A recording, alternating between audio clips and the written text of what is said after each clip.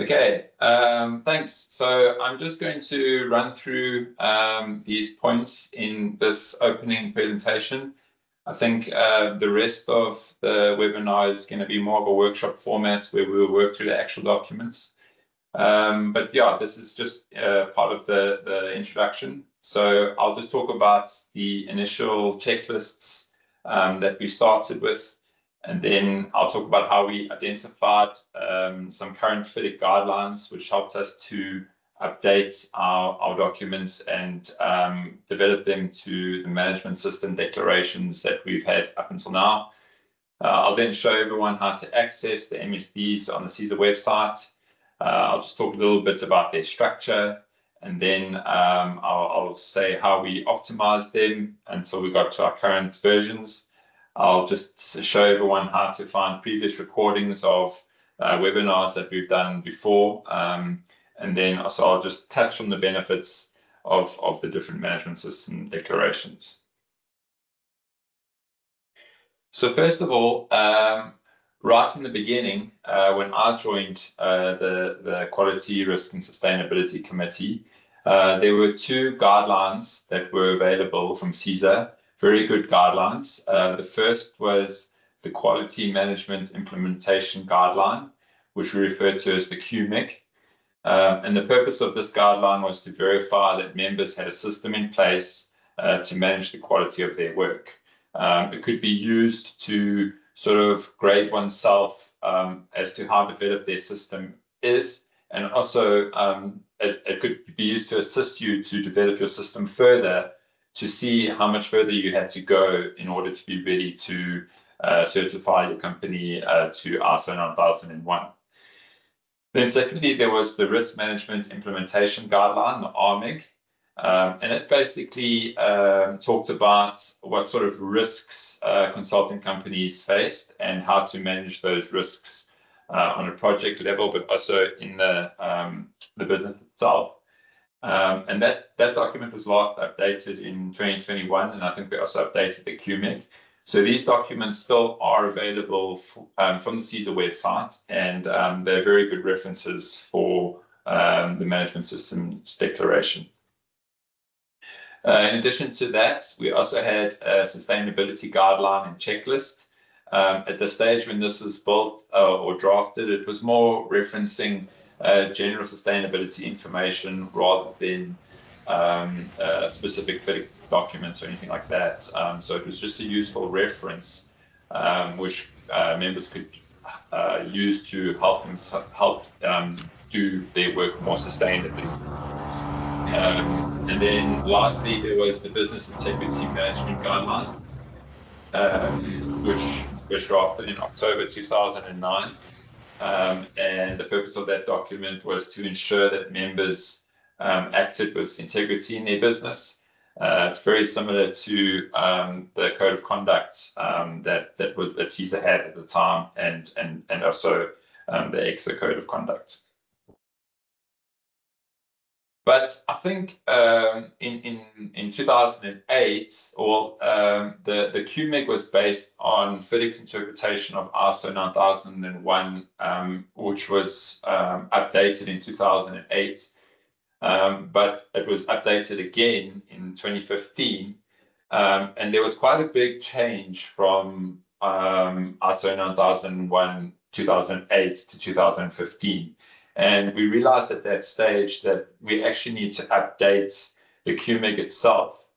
So CESA went through the process of appointing a consultant to update the QMIC, but they came back and the checklist was over 100 questions long.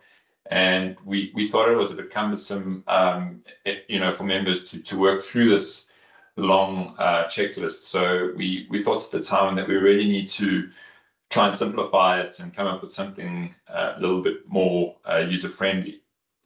At the same time, we thought, well, if we're updating the QMIC, we should update the integrity and the sustainability checklists as well. So I think that was at that point where we said, well, let's look for documents that could assist us in updating these checklists, which are available at the moment and are based on current thinking. And CESA is aligned with FIDIC, and so that was a natural place to start. And we saw that FIDIC had actually published an updated interpretation of ISO 9001 2015. So we used that to develop the quality checklist. And then we also noted that FIDIC had guidelines for integrity management. So we used that reference.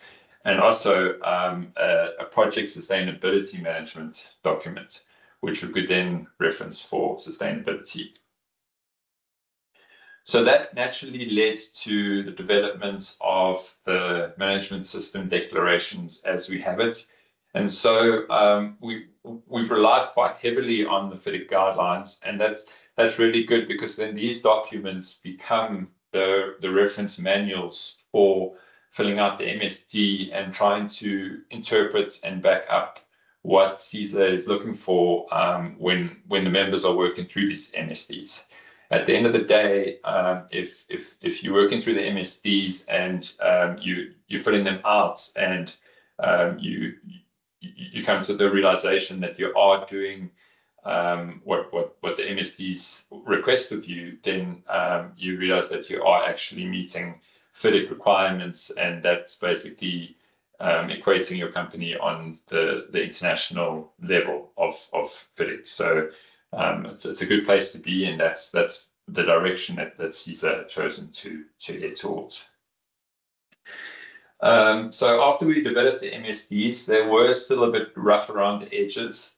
We sent them to the CESA Quality Risk and Sustainability Committee, and we asked them to fill it out as if they were filling it out for their companies. And they sent us comments back, and that allowed us to make the MSDs more user-friendly. We also developed a guideline for completing the MSDs, which is available on the CESA website. It's just referred to as the procedure for CESA management system declarations. And then at that point, CESA had also appointed their website developer to convert the MSDs from being paper-based to being an online form to be filled in. So when we work through the MSDs later on in the workshop, you'll see the paper, the Word versions that we had developed, and those then became the actual checklists that are currently on the CESA website. CESA decided to make the completion of the MSDs mandatory. So CESA has this need to confirm that their members are developing their management systems, and so that's why they've made it mandatory. I think every time a member firm completes the MSD, it's an acknowledgement that CESA and CESA's members are aiming towards better developed systems. So hence they made it mandatory, and they linked it to the annual declaration, so that when the members are filling out the annual declarations, they can also fill out the MSDs, and everything can be done at the same time. We do, you'll see when I go through the structure, have a requirement to provide evidence for the answers given in the MSDs. But I also make the point later that the evidence doesn't need to be uploaded. It just needs to be made available. So should the member go through a verification process, we can look at those documents and confirm that that is what CESA is intending as meeting that point. So basically, by filling out the MSDs, it's providing CESA with the assurance that the members are they do have, first of all, they do have these management systems in place. They are developing it, and we're now in our 4th year of running the MSDs, and we can see the improvement from 1 year to another, and I think that's what CESA's aim is. It's not only to have members that have their MSDs at 100%, but also to see improvement from 1 year to the next. So I'm just going to quickly shoot through how to find the MSDs on the CESA website. We just basically, you head over to the CESA website. You'll see at the top there's the member login, and that takes you to where all the really good member information is. You'll hit the login requirement. If you don't have these details, you can contact Gillian at Caesar and she'll send these to you. Once you're through the password and you come to this screen, you'll see basically all the documents that you get as a member. There's lots of stuff that's not behind the password that you can access as well, but as a paid member, there's some really good stuff in here, such as like the practice notes and the previous presentations. But I mean, what we're focusing now is on the annual declaration. And like I said earlier, we lumped the MSDs with the annual declaration. So this is the way to access it. Once you are into the annual declarations and you've clicked on, either the integrity, the sustainability, or quality MSD, you'll be confronted with the checklist for each of those. And that's basically what you see on your screen now. So I'm just going to run through. This is a screen grab from the integrity MSD, and all three have a very similar structure. So just running quickly through, the laser on. So you start with 1. So that's the MSD number. And I think when we're working through the checklists and you have a question, it'll be really useful to put the MSD number question in your question so that we can shoot to that and it's just an easy reference. The next 2 columns is the reference documents that we used to develop this question. So for instance, for the integrity MSD, we referenced 2 of FIDIC's integrity documents. So you can have those documents available. And I don't know if you've seen in the chat box, but Philip has already put a link where you can download these documents for free in PDF version and have them as reference documents while you're working through the MSD. So for this question, you would be able to open up both references to these sections and read up more about what we were thinking when we developed this question in the MSD. Then point number 4 is the actual question. You've got the question at the top, and then you've got a paragraph of additional text, which is just trying to unpack what Caesar wants from this question. Once you've read the question, you think to yourself, yes, we do that. So you tick yes, or no, we're not doing that yet. That's something that we still have to develop. And so that there's a plan there, or it could be not applicable. And for example, if you look at this question, has top management documented an integrity policy statement? There's many Caesar member firms where it's just one person in the company, and they're not going to have an integrity policy statement because their integrity policy statement is their personal integrity. So in that case, you could just say not applicable, and you just say my company is just me, and therefore I don't have an integrity policy. But if you do, then you would list here in your evidence column, yes, I have an integrity policy. The code is I.5 or whatever. And then when we verify your company, should we get to that point, we can easily open up and say, okay, you said you've got an integrity policy. Let's open it up and have a look. And that's basically what we do during the verification. So just some additional points here. We don't ask you to upload these documents. So just a note for our reference, when you verify in the actual meeting, you'll flash it. We'll look through it. We're not trying to keep records of documentation. And I know lots of companies have their own intellectual property, and then we might be looking through client confidential information, and we don't want to keep any of that. We just really want to open it up and confirm that you're doing it, and then close it. So we don't want copies of documents or anything. We just want to open it and verify it if we do verify your company. And then as well, I've already said that the intention is not to score 100%, but just to give Caesar an accurate reflection of where your company is in terms of the development. And then the other thing as well is that it might take quite a while to work through all the checklists. But the very first time you do this, you work through it, it takes a while, but the next year, your answers automatically roll over from the previous year, because when we decided to do this, we were like, the company's not going to move backwards, right? You're only going to move forward. So there will be some questions where you go from a no to a yes.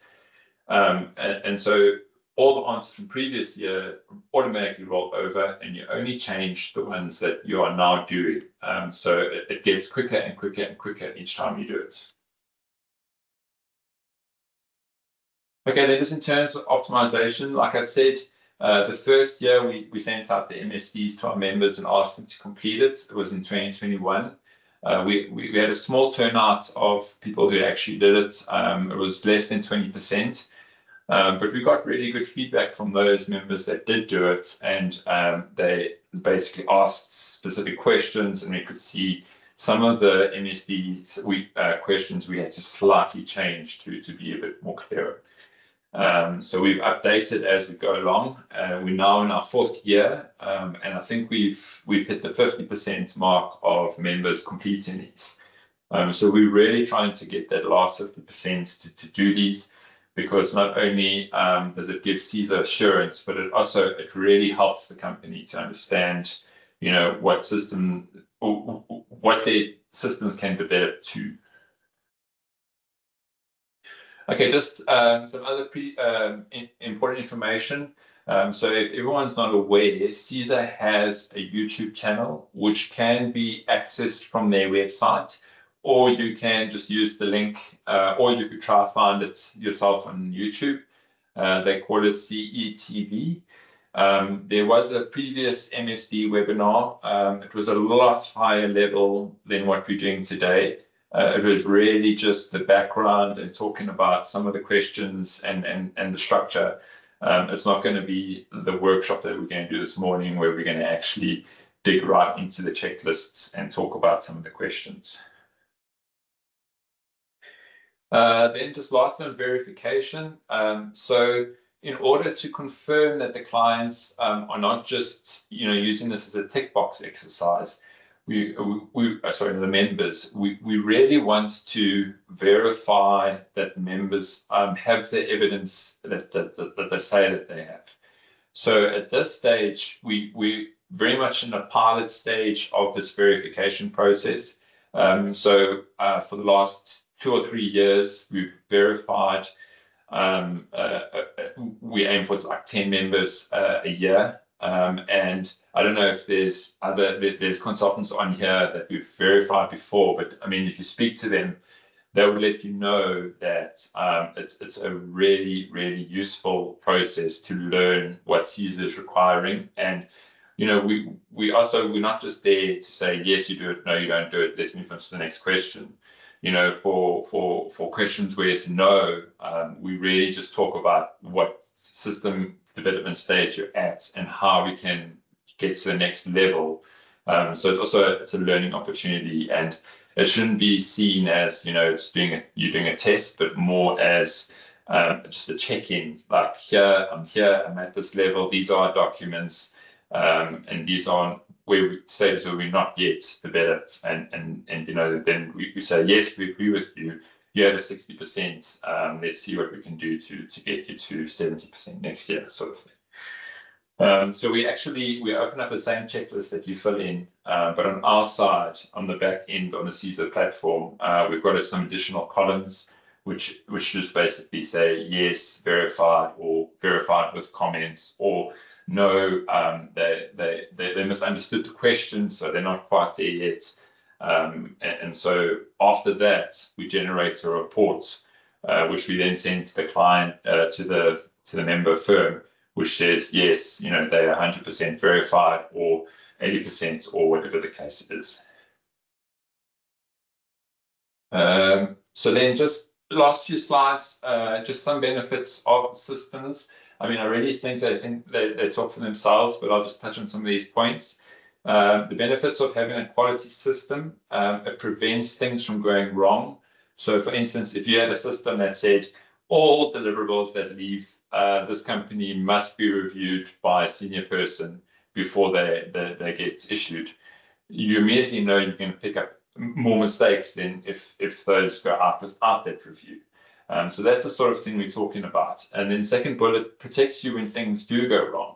If you have a system that says absolutely everything must have a documented record, not necessarily printed on paper, but saved in a cloud, then if things do go wrong, you can say, here's all the documentation. These are all the steps that we took to get to this point. So just some other things.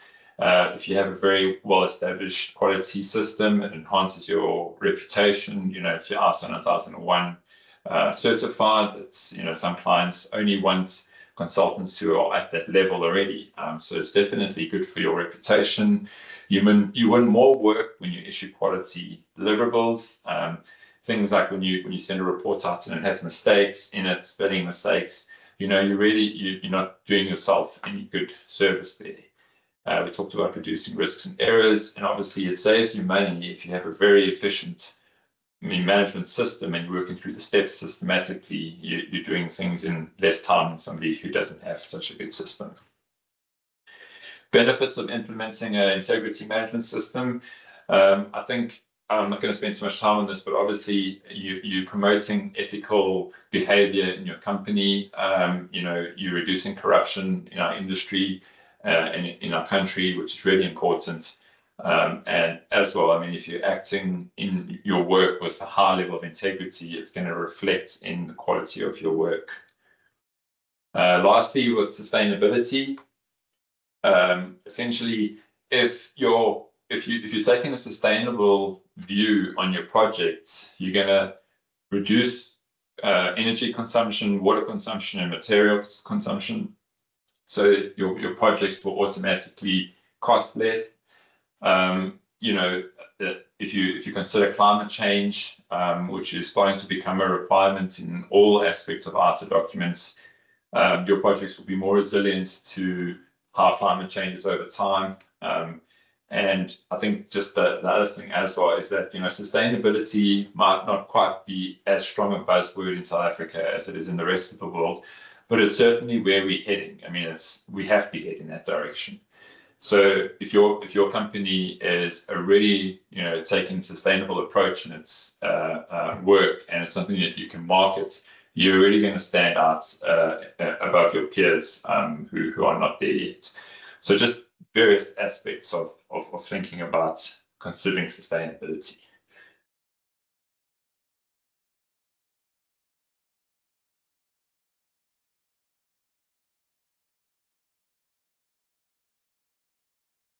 Good morning, everybody.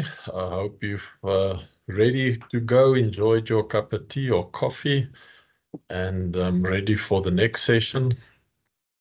I will be presenting the FIMS, the Integrity Management MSD. Before I start with that, I just want to give you a very quick run through the documents that is available for download that the system is based upon. I'm not sure if everybody can see my screen. You can just give me an indication. You can see perfect. So what I'm showing here is the Appendix A of the FIDIC document Part 2. And this is an example of a code of conduct that you can find in the document. Then also in Appendix B, there's some sample forms that you can use or not use. It's not compulsory that you use these. It's just usually easier to see something as an example and then start using this as your own and develop it and change wherever you see fit. As you can see, there's quite a lot of example documents and forms that you can decide to implement as part of your FIMS, and just quickly browsing through them. And you can find this in the chat. There's the link to the FIDIC website where you can download all the documents, include these FIMS documents. I'll just stop sharing that one, and then we can dive right into go here. Share this window. Share. Okay. This would then be the FIMS MSD. And as you've now seen from Diane's presentation, the format that we're doing it. So firstly, we reference the two documents that it's based upon. It's the part 1 and the part 2 FDIC document. And part 2 was the one that I quickly flashed on the screen and showed you all the sample documents and as well as the code of conduct. Then jumping right in, question 1. Has the company top management documented the integrity policy statement which considers the strategic objectives of the organization? And that can be a rework of the document that is within the FDIC document I showed. And it's important that you document it and make it available for all in the company to see, because that is essentially your base document on what all of this is built. Question 2 would then be, based upon this integrity policy statement, have you appointed a management representative?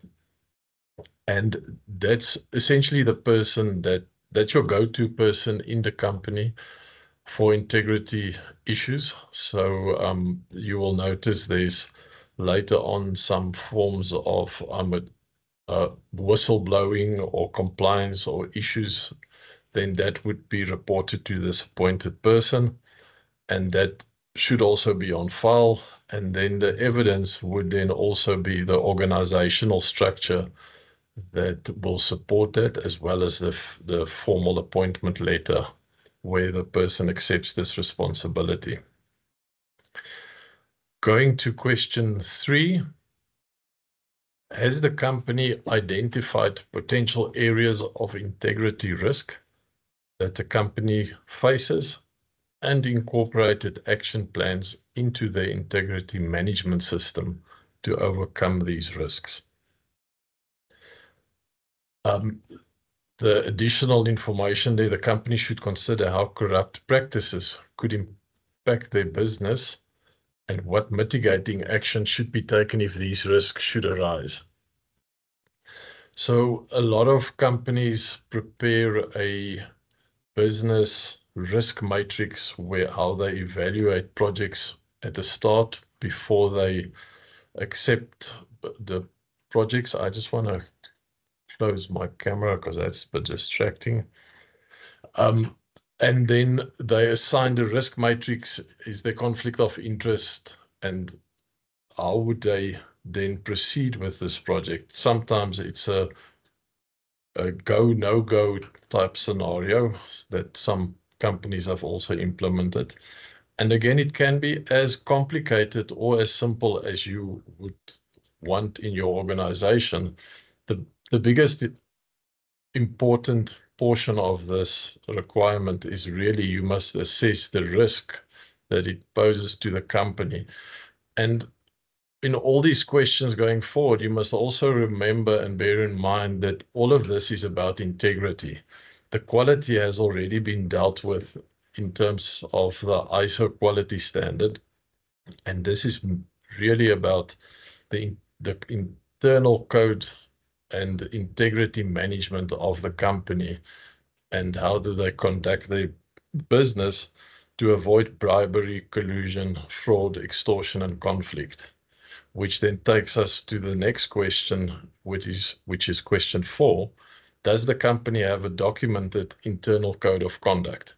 And again, you can adopt the one that is in Appendix B of Part 2, which already deals with all of those in quite eloquent English. And again, signed, accepted on a company stationery would then also be a good sign of evidence on that. Question 5, does the company have sufficient documentation in place detailing disciplinary action taken against staff violating the requirements of the Code of Conduct? The a lot of companies incorporate a portion of their internal code of conduct from an integrity point of view into their employment contracts, into the sections dealing with disciplinary actions. And then that would then also be a very good source document to show if you're taking up a review of your MSD. And it's then also very easy because you show evidence that the staff do know about this because they sign and countersign the employment contracts. Going to question number 6.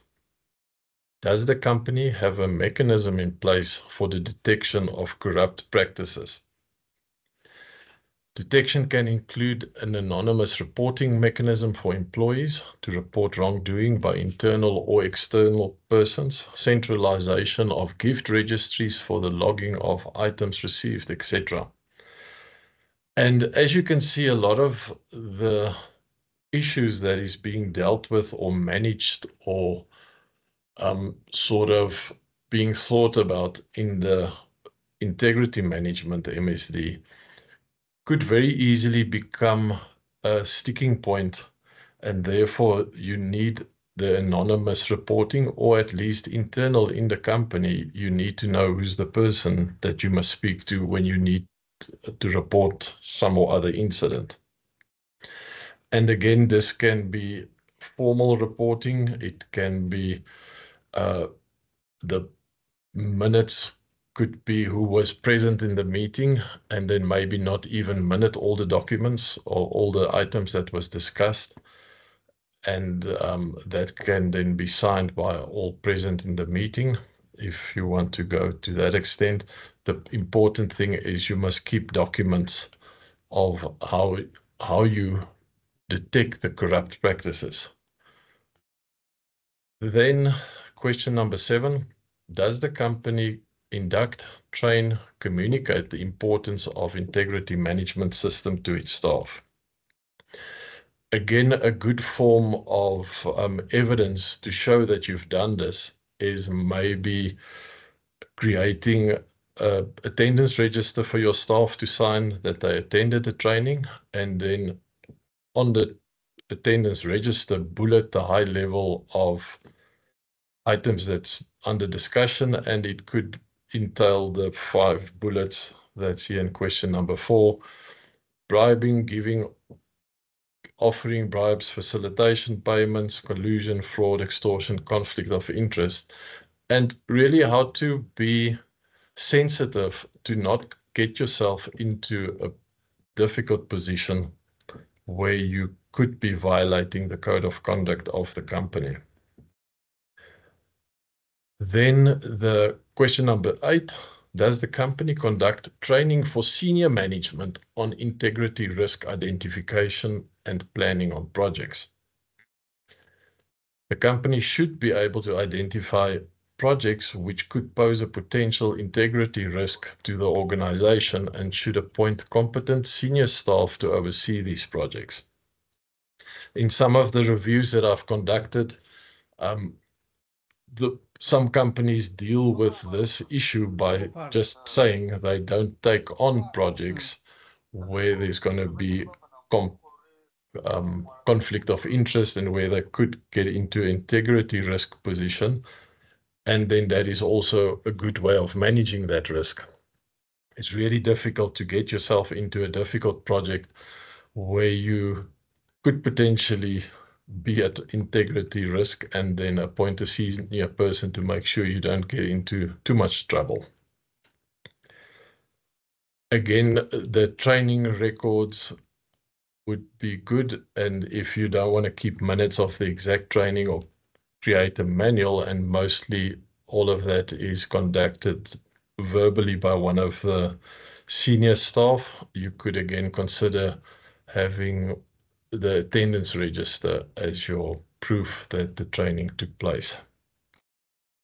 Question number 9, does the company identify projects which could pose a potential integrity risk to the firm, and does the company analyze the impact of the risks on the organization prior to committing to the projects.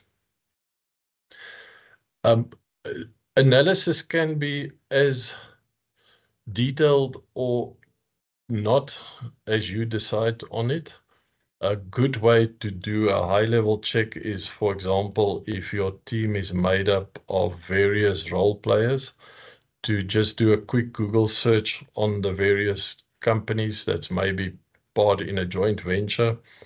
And then you can see if there's any news coming up that creates a conflict of interest with your own company's integrity. And I think the important thing is to deal with it as informally as you can, because if you find something that sort of creates a risk that you identify, but it's not factual, you cannot act on the risk. So you must then politely decline, because you could get yourself into a position of when you accuse a company of doing something that they did not do. So just be careful on that. Question number 10, does the company conduct due diligence assessments on clients and contracting parties, sub-consultants, etc.? And that's similar to what I've mentioned and discussed in point number 9.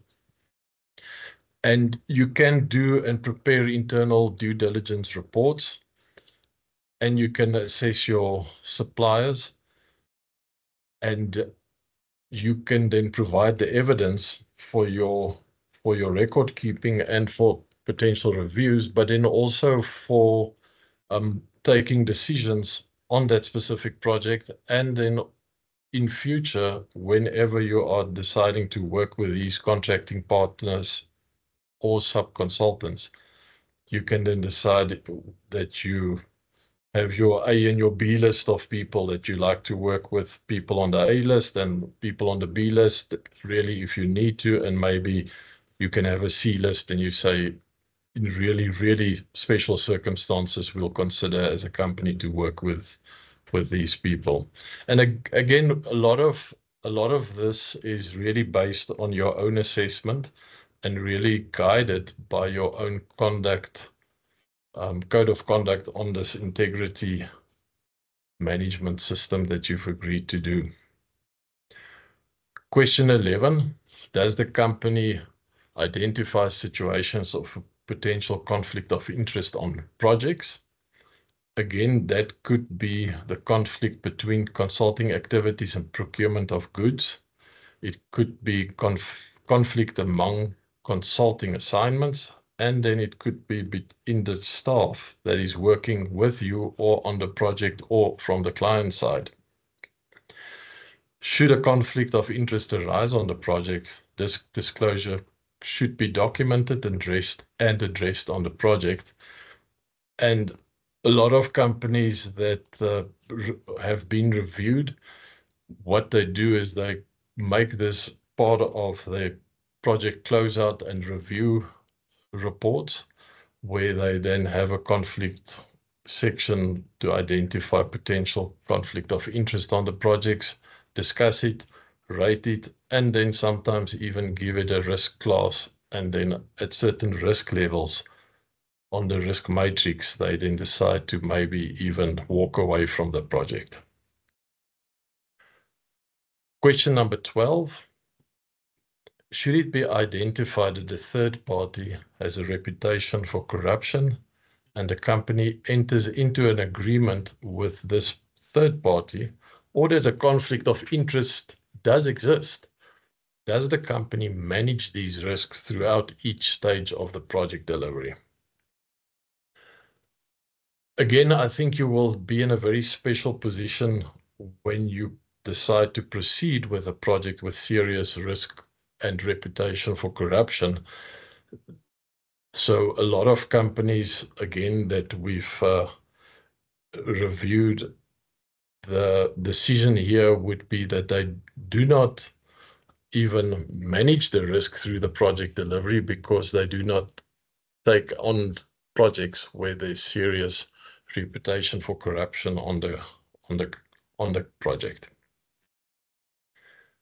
Question number 13, does the company audit projects, especially those with high integrity risks to the firm, in order to detect potential corruption? Audit should include a review of financial records, project records, such as risk assessment project plans. The audits can be conducted by the integrity representative or internal auditor, depending on the company. Outcomes from the audit must be documented and communicated to the project team. Depending on the company size, the audit reports can be very detailed. However, if it's a much smaller company, like maybe a sole proprietor, the audit report can form part of the closeout report, and then you can again maybe consider including a risk matrix where you allocate certain weightings to certain risks that's identified, and then you can then prepare your audit report and then also include that in your lessons learned section of your ISO even. Question 14 under the integrity management system, especially on the performance evaluation, is does the company monitor compliance to the integrity policy, integrity procedures, and code of conduct? Compliance can be reviewed in the employee's performance review. KPIs associated with the integrity management can be established, and employees can be rewarded or sanctioned based on the achievement of the agreed KPIs. As can be seen here in the recommended evidence, many companies incorporate this as part of the annual reviews of the staff, included as identified in KPIs. The important thing is to monitor the compliance so that you can check the evaluation of your system and make the necessary improvements as you go ahead, because this, as all the other management system declaration documents and policies that CISA recommends, it's a living document and it evolves with the company and moving closer to all the guidelines as defined in the FDIC documents. Then question 15, and we are coming closer to the end. There's only 17 questions in the FIMS MSD. Does the company respond to alleged or actual wrongdoing and take appropriate action to ensure that corruption is removed and that relevant disciplinary actions are taken and sufficient records are maintained? As indicated there in the explanation section, that the detection methods can include whistleblowing, registries, and audits. In all cases where corruption is detected, the company must ensure that detailed documentation relating to the nature of the corruption and associated actions are retained. In the event of criminal behavior, the company should immediately report the corruption to the relevant law enforcement authorities. And then the evidence that is required is reports and records. And as you can see, in this integrity management system, you are dealing with quite difficult situations and actions, and sometimes it could even be allegations, and everything must be dealt with I would say almost a caution and respect, and level-headed and cool and calm collective management, because if you deal with it in the wrong way, you could potentially be in a situation where somebody makes an allegation that is not proven or could even be seen as a false allegation, which can then open another set of risk factors. So yeah, the the sensitivity of all these items are quite important to just keep in mind. The question number 16, are the results of monitoring an incident of alleged or actual wrongdoing reported to management at an annual review so that improvements to the system can be agreed and implemented? And this annual review can be made part of your annual review of all your ISO documents as well as your sustainability. And then you can pull it into the bigger management review, maybe on an annual basis of your documents, and then maybe make and change and implement some of the improvements that is identified. As it says, top management should meet on a regular basis to review results and document recommendations for improvement, which can be made to the integrity management system. So in this instance, if that is what you are doing as a company and you are implementing that as part of your management review, then your response for this question would, for example, be yes in this column. And then under the evidence, you would say this forms part of our management annual management review. And then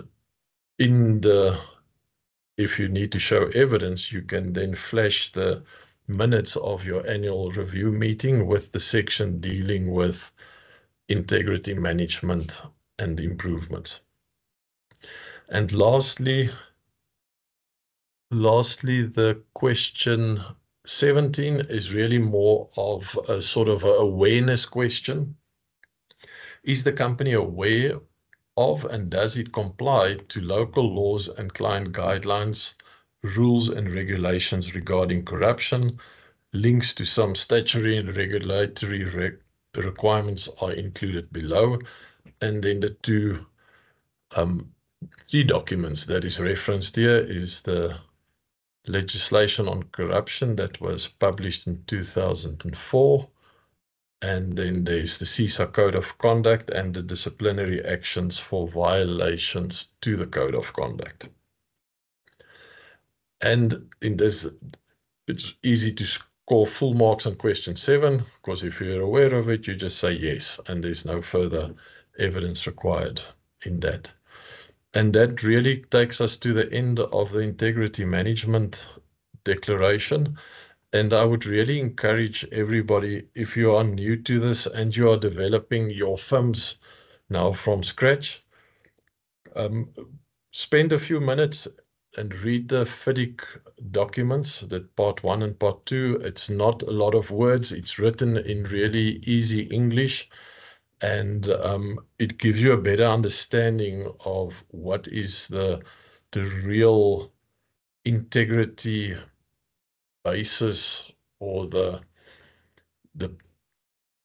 ultimate guideline and where the documents are taking us. And then also what is good would be the sections with the example forms.